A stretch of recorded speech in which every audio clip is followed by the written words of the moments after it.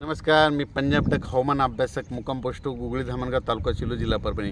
आज आहे 9 जून 2024 आणि मी आहे पंढरपूर भागामध्ये आणि पंढरपूर भागामधला हा पाऊस बघा, हा रात्री पाऊस पडलेला आहे। म्हणजे जवळपास 3-4 दिवसापासून सोलापूर जिल्ह्यामध्ये खूप पाऊस पडलेला आहे आणि हा देखील आहे पाऊस म्हणून परत एक अंदाज शेतकऱ्यासाठी देत आहे। सर्व शेतकऱ्याला सांगू इच्छितो की शेतकऱ्यांनो, म्हणजे आज 9 जून 10, 11, 12, 13, 14 पर्यंत सर्व शेतकऱ्याला सांगू इच्छितो की राज्यामध्ये जवळपास 12 तारखेपर्यंत दररोज भाग बदलत पाऊस पडणार आहे। पण सगळ्यात जास्त पाऊस कुठं पडणार आहे म्हणून सर्व शेतकऱ्याला सांगू इच्छितो। राज्यात सांगायचं झालं तर पाऊस नेमका कुठं कुठं पडणार आहे, सातारा, सांगली, सोलापूर, कोल्हापूर, पुणे, तसेच नगर जिल्हा, नाशिक जिल्हा, तसेच संभाजीनगर, बीड, जालना, परभणी, लातूर, धाराशिव त्याच्यानंतर तो पाऊस सोलापूर, पंढरपूर या भागामध्ये म्हणजे 12 तारखेपर्यंत चांगला पडणार आहे म्हणून हा अंदाज लक्षात घ्यायचा। उर्वरित राज्यामध्ये सांगायचं झालं तर दररोज भाग बदलत पाऊस पडणार आहे। चांगला असा खूप काय मोठा राहणार नाही। शेतकऱ्याला एक सांगू इच्छितो, जर शेतामध्ये जर एकीत ओळ असले तर पेरणीचा निर्णय घ्या, नसा पेरणी करू नये म्हणून हे अंदाज सारखं लक्षात घ्यायचा।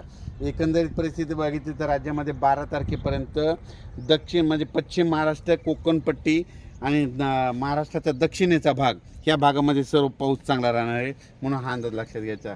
राज्यात सांगायचं झालं तर नंतर 14च्या नंतर परत राज्यामध्ये 15, 16, 2-3 दिवस थोडी विश्रांती राहील, पण 18, 19च्या नंतर परत राज्यामध्ये पाऊस येणार आहे म्हणून हा अंदाज लक्षात घ्यायचा। सर्व शेतकऱ्याला सांगू इच्छितो, शेतकऱ्यांनो, शेतात पाऊस पडल्याच्या नंतर जमिनीमध्ये एक ओल असले तर पेरणी करायला काही हरकत नाही। आणि आता मी ज्या भागात आहे, मी आहे पंढरपूर भागामध्ये, सोलापूर जिल्ह्यामध्ये जवळपास आता म्हणजे आज 9 जूनपासून 9, 10, 11, 12पर्यंत आणखीन निकडल्या भागामध्ये 2 वेळेस चांगला वडे नाले वाहतील असा सोलापूर जिल्ह्यात पाऊस पडणार आहे। सांगलीकडे पडणार आहे, साताऱ्याकडे पडणार आहे, पुण्याकडे पडणार आहे, नगरकडे पडणार आहे, बीडकडे पडणार आहे, परभणीकडे पडणार आहे, नांदेडकडे पडणार आहे, लातूरकडे पडणार आहे, धाराशिवकडे पडणार आहे, जळगाव, धुळे, नाशिक भागाकडे पडणार आहे, मुंबईकडे देखील राहणार आहे, कोकणात देखील राहणार आहे म्हणून हा अंदाज लक्षात घ्यायचा।